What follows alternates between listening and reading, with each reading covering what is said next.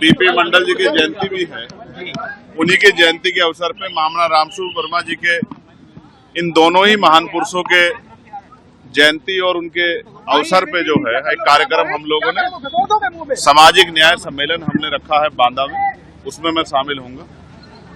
उत्तर प्रदेश में जिस तरह के हालात चल रहे हैं उसमें जिस तरह से अखबार पढ़ने पे तमाम महिलाओं के साथ हत्याएं, रेप, चोरी, डकैती, भ्रष्टाचार खबरें आ रही है, ये उत्तर प्रदेश की कानून व्यवस्था और जो गरीबों, कमजोरों, किसानों की दमन की राजनीति चल रही है, ये उसका सच है। आपने फैसला पढ़ा नहीं, हमने फैसला पढ़ा है। हम ये चाहते हैं कि हम भाइयों की एकजुटता बनी रहे और उस एकजुटता के लिए अब हमने प्रयास किया है कि बहुत जल्द हम शेड्यूल कास्ट की सभी जातियों के लोगों के प्रतिनिधित्व को बिठा के उनसे वार्ता करेंगे। हम कोशिश करेंगे कि एक दूसरे को समझे और इस फैसले को भी समझे, और अगर कोई रास्ता निकालना है तो हम ही लोग निकालें, क्योंकि सरकार की मंशा पे और कोर्ट की मंशा पे हमें शक है। आज तक सुप्रीम कोर्ट ने कोई भी फैसला शेड्यूल कास्ट, शेड्यूल ट्राइब के हितों के लिए नहीं दिया, उनकी रक्षा के लिए नहीं दिया। उनके सारे फैसले आरक्षण पे हमले के जैसे होते हैं। हम इसलिए उनसे उनके फैसले, उनकी मंशा पे, उनकी नीयत पे शक कर रहे हैं। रही बात, अब उपचुनाव है,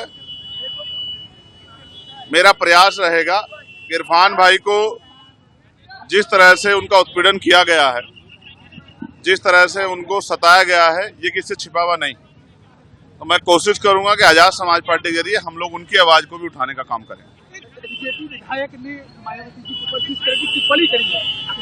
उस विधायक को जूते से पीटना चाहिए।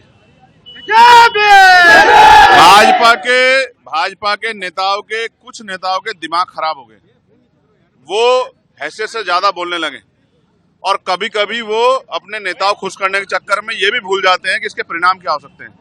बहन जी हमारी नेता है, आदर्श है, उनके सम्मान से अगर उनके सम्मान में कोई गलत शब्द कहेगा तो फिर भीम आर्मी के लोग, आजाद समाज पार्टी के लोग उससे हिसाब किताब करेंगे। इस बात को मैं उनको सावधान करना चाहता हूँ। नहीं, कोई चुनौती नहीं। आजाद समाज पार्टी के लोग मेहनत कर रहे हैं, जनता उनके साथ खड़ी है। यस, उसमें पार्टी अपनी तैयारी कर रही है और पार्टी का स्टेट का जो ऑर्डर होगा हम लोग उसको फॉलो करेंगे।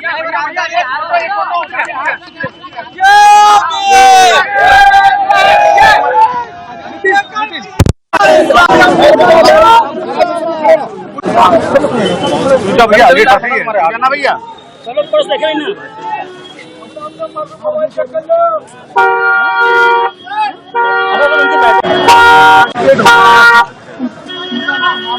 इनके हाथ